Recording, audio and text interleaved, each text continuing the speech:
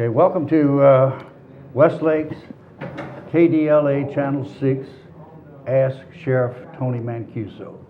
It's a wonderful thing for him to be here with us today in his busy schedule, and we appreciate the fact that he's here. I'm Dudley Dixon.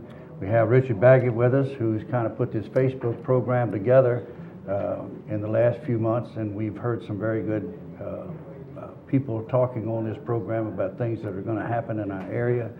And we're very fortunate today to have Sheriff Tony Mancuso. He's been a friend of Westlake's, I guess, how many?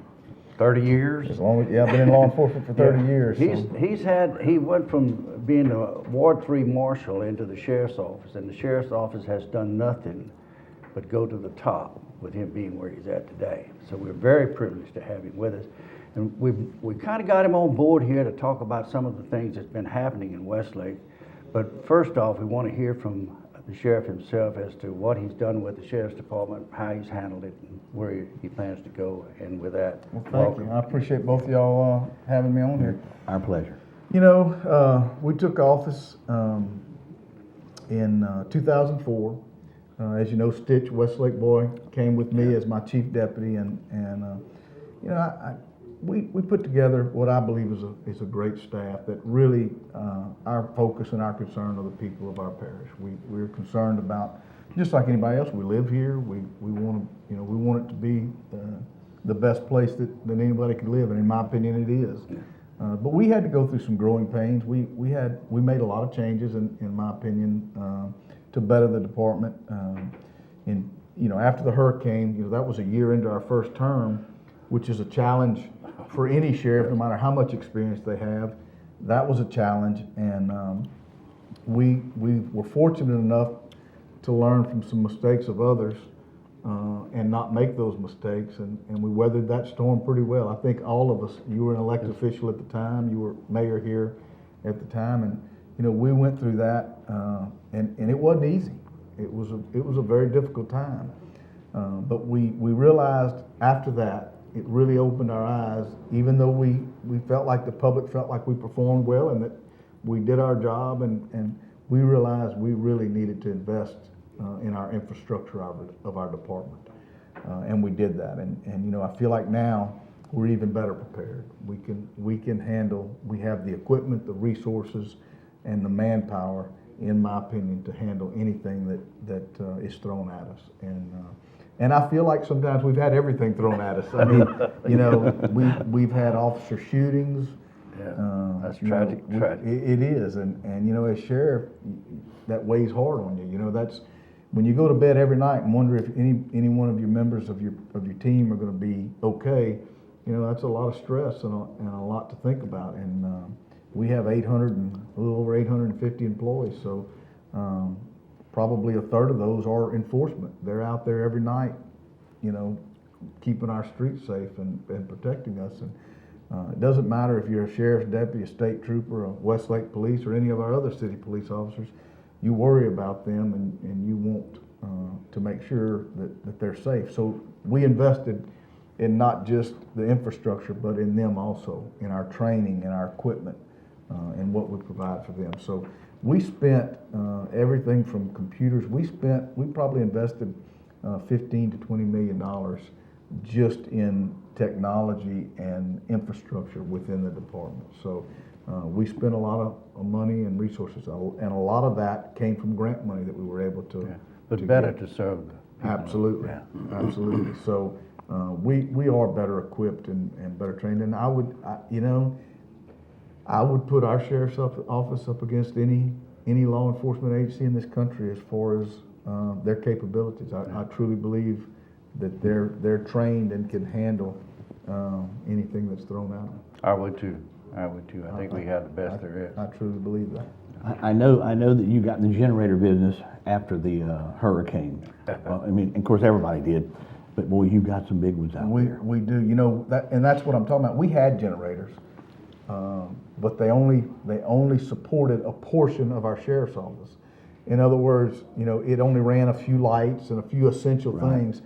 And, you know, now we have one that runs one of our facilities it's bigger than an 18-wheeler. I mean, it's a generator that, and then we have one at our office that runs our whole. I mean, we can be self-sustained now, and it runs off of diesel and natural gas, which means if we have a problem getting diesel, we're good with the natural gas supply that we have. So, you know, we realized that we were prepared, but we weren't nearly as prepared as we thought we were. I got you. And that's why, you know, now we're better prepared. And, you know, all that takes money, but I feel like that investment, you know, and it's all tax money. We can sit here and say, you know, we got grants. It still comes out of all of our pockets, but we feel like we spent that money wisely and invested and made our department to where we can handle. You know, when I told the people what I wanted to do, I tried to compare it at the time to, you know, if a carpenter went out today and built a house with a hammer and a handsaw, it would take them forever. Because we have tools that, we have electric saws and we have nail guns, and, you know, that's what I felt like we were doing. We could do the job, but we were doing it with handsaws and hammers. We don't have to do that anymore. And there's better tools out there. There's better tools, and we had to invest in that. We had some, but, you know, I don't want to downplay it that bad. It wasn't that bad, but that's what we felt like. Especially when you look back on it. When you look back on it, that's right. You know, we didn't have computers in the cars. We didn't have, again, generators that ran our department. We had generators, but it basically just turned on lights, and we needed something to be fully functional to where, you know, our people expect us to do our job and protect them. They don't want to hear we don't have money. They don't want to hear we don't have the equipment. They expect us to respond and do our job. Right. And so that's, you know, Under all circumstances. under any circumstance. That's right. That's right. They don't really care about all that. They want to know that you're going to be there and you're going to do your job. Yeah, it's me. I'm on. That's right. Yeah. We sometimes can't get there fast enough. I promise you. It's There's 1,000 stories out there when this first tackled you and Don Dixon. I know y'all worked hand in hand, and Hal McMillan at the time was the president of the police jury. And I heard oodles of different stories, but y'all did a great job. I appreciate that. But don't believe all of them. No. Well, one of them I actually heard you tell, so I want you to know. I'm going to tell you, true. I tell people it was the worst, best time of my life. I hate to say it like that, but it was horrible. I mean, the conditions were horrible. It was very stressful, but there was also some great moments in there that I felt like I was very proud of our department. I was very proud of our elected officials. You know, we have a little different scenario here in Southwest Louisiana. I don't know what it is, but I'm glad we have it. You know, there's no turf wars here like you see in many communities. You brought up Don, and Don and I work very well together, as well as I do with the other chiefs of police in this area. You know, there's not really a day that goes by that we don't communicate with one of them about an issue or a problem. You know, you were talking about a problem y'all are having here in Westlake, and you know, there's not a time that goes by that we don't communicate and try to solve those problems. You know, unfortunately, we have bad people in our community. It's just the way it is. We're going to always have them. Hey, now excuse me. Yes, sir. You had mentioned at the last time I heard you talk, you were talking about the biggest problem that we have is the dope. That's right. And if we didn't have a dope problem, how big would your problem be? We would empty our jails. You would probably see me sitting back doing not a whole lot at my office. It would be, seriously. I mean, it's, you know, drugs are the root of most of our problems. I would say probably about 80% of our issues are drug related. And what I mean by that, when I say drug related, substance abuse related. Yeah. Our domestic violence. You think about our murders here in our community. Most of our murders are either domestic issues or they're drug related. Almost always, those two issues. I can't remember, and I knock on wood somewhere, I don't want to jinx our department, but you know, I can't remember the last time we had a murder in Calcasieu Parish, whether we handled it or the city, one of the cities handled it, where it was somebody robbing somebody and killed a stranger. In other words, they just a random shooting. We very seldom have that. I don't remember the last one. I don't remember. That's the way to have it. And thank God. Yeah. Good problem. Any murder's bad, but you know, the ones that we do have are domestic in nature, boyfriend, girlfriend, husband, wife, you know, acquaintance, drug deal gone bad, those types of issues. And you can have the best law enforcement in the world, and you can't prevent that. You just can't. It's just bad people, and again, the majority of those, if you look at the underlying issue, there was some type of substance abuse issue, and that's why it happened. Our thefts, same thing. Our burglaries, same thing. Our armed robberies, the same thing. You look at our crime, and if we don't have a drug issue, in other words, it's not just going out and selling or buying drugs that's the problem. It's the residual effect that happens as a cause of the substance abuse itself. So, we empty our jails. And let me tell you something. If you've never experienced life until you run a jail, it's a whole it's a whole nother problem and issue within the department. So. But the drug substance abuse involves everyone. Absolutely. Yeah, there's no group of people. There is no who are segment of involved. population, race, religion, ethnic, it doesn't matter what segment of the population you come from, we are all affected by it. We all know somebody that's affected by it. Right. We may even all know somebody that uses or abuses alcohol or drugs. But it is the root of our issues and our problems that we have. Well, Richie, if you got a question, just jump in. I'm kind of hogging the floor here. That's okay, sir. How is your jail today? Is it? Are you full? Your capacity? I still got room for a few more. Well, that kind of thing. we always figure out a way to make room. Okay.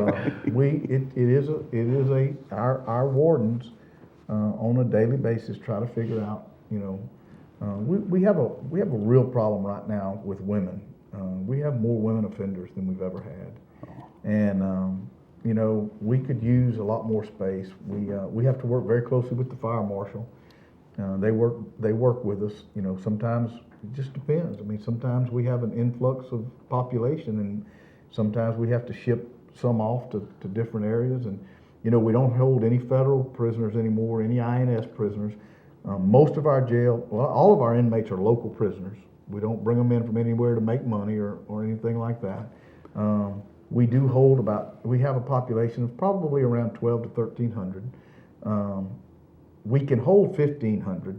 The problem is that number's a little deceiving because we have so many. If you remember, the police jury tried to get a tax pass, which I supported and tried to do, and it failed, and we have not tried again, and I don't know that we will. I understand people, they're tired of paying taxes. And let me tell you something, I'm a citizen. Besides being sheriff, I'm a taxpayer too, and we all get tired of paying taxes.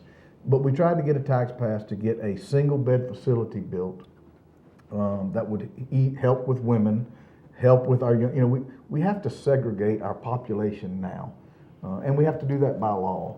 But we have to separate young offenders from older offenders. We have to separate violent offenders from other offenders. We have to special needs inmates. They may, we have people that, believe it or not, are in wheelchairs or have prosthetics that commit crimes, and we have to separate them from. We have to separate, an AIDS patient or a hepatitis patient from the population, or some other disease. So we have to do so much classification of our inmates that we have to use that jail wasn't built for single beds. It was built multi-beds, dormitory atmosphere, 2 and 3 man cells. So we have to use those 2 and 3 man cells for one person because we have to separate. Yes. So we really have some wasted bed space that there's nothing we can do about that. We have to do this. Yeah. You don't want to take an 18-year-old kid that's maybe committed a serious offense, but this may be the only time that person ever gets in trouble. Maybe he may be, like some repeat, but you can't put them with hardened criminals that have been institutionalized. That teaches them how to do that. That's right. Yeah. So we try to make sure we do a good job classifying our inmates. Yeah. It's just a shame that the laws don't come with money. Well, and that's right. And we get criticized. Let me tell you. I'll have a mom or daddy call me and criticize me because we made their son pay for their medical visit. Well, they have money on their books to buy candy and sodas, and they can make their commissary. Then they have to pay for their medical visit, and we're not talking about a lot of money. We're talking about 10 or 50. We make them pay something. Yeah. The same that he'd have to pay if he was outside. yeah. He'd pay a lot more than that if he was Yeah, outside. yeah. The point is, we try to make them pay something Gotcha.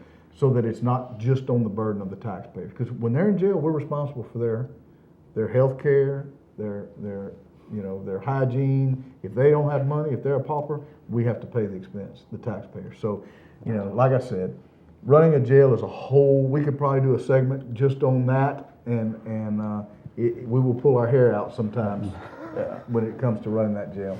But Well, let's talk about the economic boom coming. Okay, I've heard Don speak about it. I've heard you talk about it. Tell me some of the things. And by the way, you already know this. We've got a great police department here. sure, What's absolutely. some of the things that we're going to be dealing with this new influx of people? What type, because I heard one of y'all talk one day about with this group that's coming to work. Okay, these guys are going to be here working. There's also a group that follows them. Just crooks and just not a good group. But he said they follow the money. Well, I can tell you that we've gone to visit a couple of these man camps, one in Canada and one here in South Dakota, I think. I don't remember I think you're right. I don't remember the town. I didn't go. I sent some deputies that will have to deal with the issues and the problems. And they've although they've had a slight increase, and we're talking about 2-3% increase in crime, which is not out of line with just a national trend, even without these outside workforces. And they haven't had a lot of the problems they're having are not with these migrant workers that come in. And when I say migrant workers, they could be from the United States, or in some cases they could be from the Philippines or other nationalities that Well, from come. Texas. And They, they're that's gonna what I'm spend the saying. night. I It mean, doesn't right. mean that they're Right. foreigners coming in No. to work. No, they're just not from Westlake. They're not from Calcasieu Parish, let's say, or Westlake. Right. But sure, I'm sure there's going to be some bad apples. But most of the research that we've done the problems have not been with outsiders. It's been with their own normal community troublemakers that we all have. So They just have more opportunities. They just have more opportunities. That's right. But let me tell you, we still live in a very safe community, and the difference. I compared this in our talk, and I'm not going to mention the city because I'm not trying to bash anybody, but there's been some cities that, because of hurricanes, for instance, that their population grew overnight by 25%. In some cases, 30 and 40%. You can't compare us to them. And they had this big, huge, increase in crime. You can't compare us to that scenario because we're having time to prepare, and we are taking that time and we are preparing. We've formed an intelligence group of all the agencies within Calcasieu Parish. Westlake is part of that group. Westlake Police Department, every agency, our federal agencies, our state agencies, we have all come together. I had a meeting, first meeting probably a year and a half ago, at the sheriff's office in our John Scott Dole building, and we sat down and we said, hey, look, you know what? This is going to happen, and let's get a jump on it, and let's start this intelligence group, and let's start gathering intelligence. Let's start look. So we got somebody from immigration and their attorney to come speak to our group about what can we expect if we do get foreign nationals. What are we supposed to look for? What are we going to look at? What is the criteria? How major, if they commit this particular crime, how quick can we get them out of here? What, we want to know. So we've been asking those questions and preparing for that. So I think, again, I think we're ready for that. I think that we can handle that, and I think we're gonna, if it means we have to beef up and add more people, hopefully the tax revenue that we're gonna generate from this influx of people will help us do that. But regardless, we're gonna take care of the problem. Okay. We're gonna make sure that our community stays safe, and we're gonna work hard at that. A while ago, we talked about burglaries, and we talked about crimes that were happening in Westlake here. And what we need for you to tell us is what we should look for, what we should be doing to help our neighbors, what we should be doing to maybe thwart some of this that we can be a safer community. Well, let me tell you, and whether you start a neighborhood watch group or you just do it as a neighborhood or a community, nobody knows their community, nobody better than each other. And if people, if people will just not turn a blind eye, they know what belongs in their neighborhood. I give you an example, and it's tragic. If you've been watching the news, they had a deputy killed in Vermilion Parish this week. And he was killed because he's mowing grass. He on the side, many policemen have other jobs to make ends meet. And he's mowing grass, had a little lawn business, and he's mowing grass. And he notices some people in a neighborhood that don't belong there. He just looks up and sees these two guys and says, I've never seen them before. I come here. He goes there week after week. So whether he's doing it as a police officer or whether you're doing it as a citizen, you know your community. You know what belongs and what doesn't belong. You know if there's a car in your neighborhood that you've never seen before. Sure. Or if there's people, all of a sudden there's people walking up and down the street that, now there's no law against walking up and down the street. So I don't want you to think people can't walk up and down the street. That's perfectly okay. But when they veer off and they're going into your neighbor's yard and they're looking in their shed, that's a clue that, that maybe that shouldn't be going on. Some people will just ignore that because they don't want to get involved. Right. That's wrong. Yeah. We as a community, your police are no better than your community. Yeah. You've got to help your neighbor. Absolutely. And if you just write a license number down, and which would help. Or call and say, hey, this may be nothing, but Yeah. I see some people in this neighborhood I've never seen before, and they were walking up to houses. Maybe y'all should come check it out. Yeah. Simple things like that. But this officer called it in. He called his department. He said, would y'all send a unit over here? He said, there's some people that just something just doesn't look right. And by the time the officer gets there, he's been shot and killed before they can even get there. So he confronted them to ask them what they were doing there, and they shot and killed him. So, and the sad thing about it is that the guys were captured the next day. that's right. So 24 hours, they got him. But the whole thing is the man's still dead. That's right. Right. That's right. But the point I'm making is, and our officer, Alan Enzer, he was off duty and saw something going that he knew wasn't right. And the point is, I'm not asking you as a citizen out there to go out and confront these people. I'm asking you to call. Give us an opportunity to go check it out and see what it is. And as police officers, we may get criticized. It may be somebody that just wanted to walk, and they're going to call me and say, you stopped my son, or you stopped my cousin, or my brother, or my dad. He was just walking down the street, or my sister. They were just walking down the street. Well, you know what? That's what we get paid to do. That's exactly And we'll take that criticism. And no harm done. And you know what? If you've done nothing wrong, Right. then what's the problem Yeah. of getting stopped and asked what you were doing? Yeah, the dad should be proud that his son was not doing anything That's right. but walking down But the street. they get mad, and I get that. And sometimes we get asked to go. Let's say they're having problems in a particular neighborhood. Well, we got to have probable cause to stop somebody. We can't just stop somebody because we want to.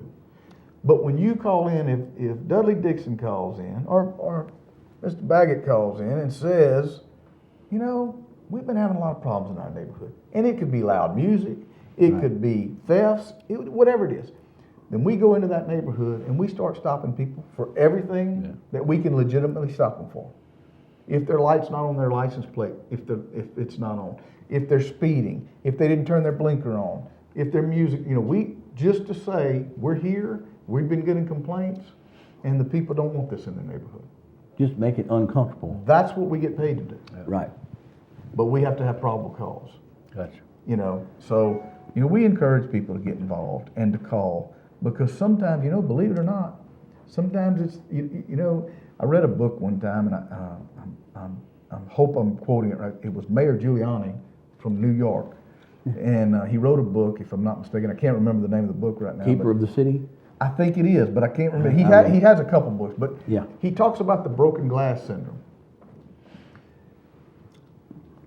He would make people replace their broken glass in their businesses, even though it was a petty thing. The point I'm saying is, sometimes it's the small things. If we pay attention to those small things, the big things get taken care of. And what I mean by that is, if we take care of these little small things, let's say we do get a guy, breaking into a car. It's not the major theft of the century, But you know what? Maybe it kept something else from happening worse. Maybe by catching that person, it stopped them from doing something worse. We got to take care of the small things. Sometimes those small things are what help us solve the big things. That's correct. So small things are very important. You know, we formed a misdemeanor detective division, and I'm talking about bike thefts and just things that sometimes we felt like as a department we were not paying enough attention to. And now we have a staffed detective division that's all they do. They make sure, because sometimes those are the things that break our big cases. We don't want them just pushed aside. You know, your bicycle gets theft, and let me tell you, you got to change a whole culture of your thinking when you do something like this. Because, you know, I've watched, and it makes me angry. I've watched and listened to a deputy tell somebody when they get finished with a call, oh my God, they're worried about that. You know, a bicycle theft well, you know what? To that person, that may be the worst thing that ever happens to them. Right. It is important to them. It's their property that they worked for, that they bought and paid for, and they don't want some thug to take it from them. Yeah, and bicycles are not cheap anymore. Well, and it doesn't, but Yeah, they're I'm not using 60 that bucks. as an example. It could Yeah, be yeah, anything. well, I'm just You know, it saying, could be the CD out of their car because they left their car unlocked. Yeah. You know, they shouldn't have to worry about that, but unfortunately we do. But it's little things like that that we feel like we have to pay attention to, because that can lead to solving bigger things. And so, you know, we've tried to, you know, our motto at our office is, and we've preached this and preached this, we want them to treat everybody like their family. If your mother got something stolen, if your brother or your sister, you know, what would you do to solve that for them? So that's what we want them, that's the mindset we want our deputies to have, and that's how we want them to think. And, you know, obviously I wish we could solve, we want to solve every crime. Gotcha. I know that that's not realistic. I do. It's a goal. But it's a goal. You know, It's a why goal. should we not have our standards as high as we can have them? So that is what we believe, and that's what we try to do. Well, I think you've got the standards set very high, Yeah. because the sheriff's department has done a very good job. And we're seeing more cars out than we've ever seen before. They're patrolling, they're running. I've even seen them out there stopping people on the highway. So, Right. you know, and it's very important that people know that, you know, Calcasieu Parish is here, and we got law enforcement here. And so if you're gonna do anything that's illegal, you may need to go to another parish. Hey, we're one of the few sheriff's offices that still patrol inside the city limits. Yeah. You know, really. And I believe they pay taxes too. My point is, we should help, no matter where we are. We are a parish-wide official, and we should do parish-wide work. We shouldn't just abandon our cities and let the city police. I think, again, I've talked to the chiefs, and they don't want us to leave their cities. Yeah. That's good. They want to saturate. Obviously, the more marked cars you have on the That's road, the more of a deterrent it is. Right. We started, one of the things you asked me earlier about, you know, things that we've done. We started what's called a CDU team, a crime deterrent unit. And we learned when we first took office, we felt like, golly, all we do is go from call to call to call. That's all we do. We're not patrolling streets anymore. We're just answering calls. We go from one call to another, to another, to another. And then, of course, they got to do their reports, so they got to either come back to the office, or now they have laptops in their car, so they can go park on the side, do their report. They don't have to come all the way back to the office to do a report and turn it in. They can do it all on the computer. And that's good, because the Absolutely. car stays out We're there. more efficient. And the car stays out there. But what we did was we added 5 more people to each patrol shift, and they are called a crime deterrent unit. And we deploy them on a daily basis, 24 hours a day, 7 days a week, in this parish. That's why you probably, you know, if they're assigned to Westlake, and they would, you know, we rotate them all over the parish on a daily basis. And they may come to Westlake and saturate Westlake for 3 or 4 hours. We may go to Starks tomorrow. We may go to DeQuincy. We may go to Lake Charles. We may go to South Lake Charles. We may go to Moss Bluff. And let me tell you something, inevitably I get criticized for that too. Why you got these deputies, they all over the place right here, watch, you know, because that's what we tell them to do. Yeah. It deters crime. We want them driving around in these neighborhoods where people can see, and criminals can see, that we're there and we're watching. And no time schedule. That's right. Just There's no specific never know time. when to expect. That's right. Now, we have our regular patrols that are answering calls, but this 5-man unit, that's all they do. They saturate an area on a daily basis, and we just move them around. So that's why periodically you may see, wow, God, we have a lot of policemen here today, and people don't know. Right. They don't, the criminals don't know when we're gonna be there, so it kinda keeps them on their toes too. Well, we're going to have, they say we're going to have 50,000 extra people crawling through here over the next 5 to 6 years. So as good as our force is, the extra does nothing but help. Well, if this helps boost your confidence, I'm more concerned about traffic than I am anything else. Really? Yeah. I mean, that's our biggest, we've done all this preparation, and we've had these meetings, we've had these intelligence group meetings, and you know what our concern is traffic. Right. Our infrastructure is not ready for this, so, and I think they're doing some things, I think the officials that take care of that part of the problem, I think they're working on it, but, I wish we could have had another couple years that we knew this was coming, because we could have maybe prepared a little easier and a little better. I think we're gonna have some growing pains. Oh. But I think it's gonna be in that, with traffic and things like that. It's gonna be Right. difficult. And there's nothing we can do about that except be patient. That's all we can do, is tell people, No rage. leave a little earlier, Yeah. just be patient. No road rage. Well, Stitch and I were on our way over here. We know we need a bridge, to either an underpass or an overpass to get over the railroad tracks. We've been talking about that for years. We need a new I-10 bridge.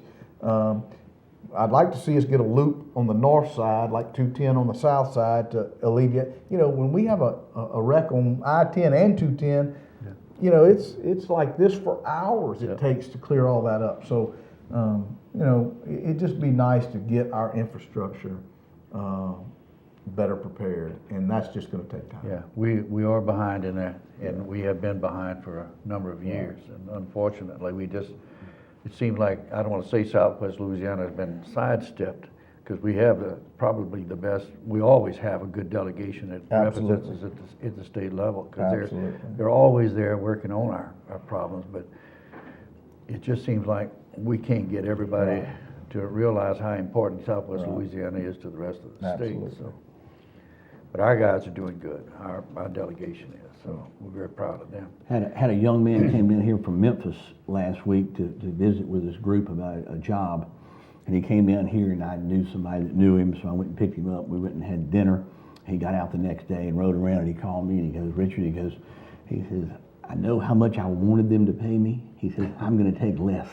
He said, "I really want to be here." He said, "This is a cool part of the state." It's a great part of it. It is, and I wouldn't want to be anywhere else in this country than right here. But and right now, as we sit here, we can get anywhere in this parish in 10, 15 minutes. Right now. Right now, as we sit, and that's going to change, and that's the part I don't like. Oh, yeah. I wish there was something we could do to correct that right now, but it would take a lot of money. And time. I think the money, the tax dollars are gonna come to these taxing bodies to help with this, but it's not gonna happen today. No.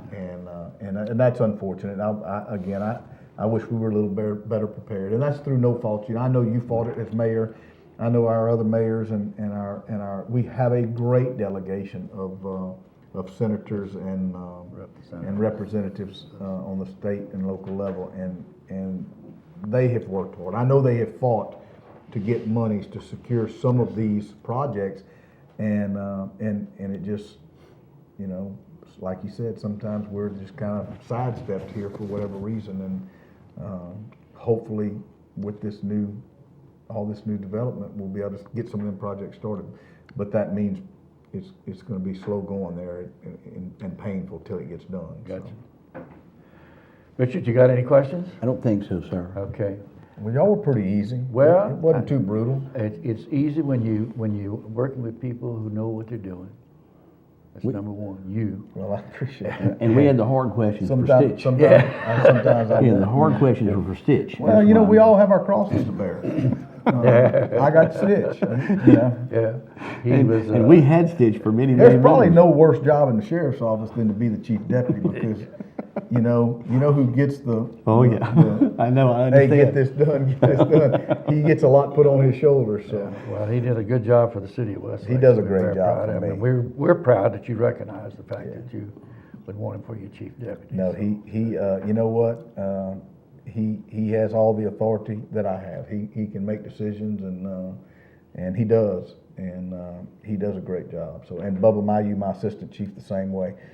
Those two, you know, I'm just one person. And I think I said that at the beginning. We've built a staff, our command staff, and I really believe this as a whole.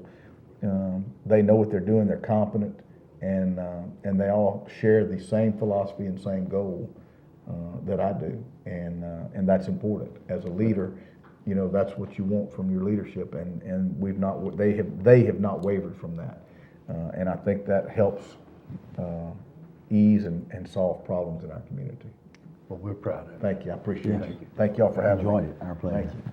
And with that, we're going to shut our program down and tell you that we appreciate the fact that you're watching, and hopefully that you're more informed. If there's something else that you think needed to be asked, please notify Courtney Flowers or Yeah, Richard Baggett and put it get on the Facebook, and we'll And- get in touch with Tony or Stitch and get the answers for him. Okay. Yeah, and we can do that. would work.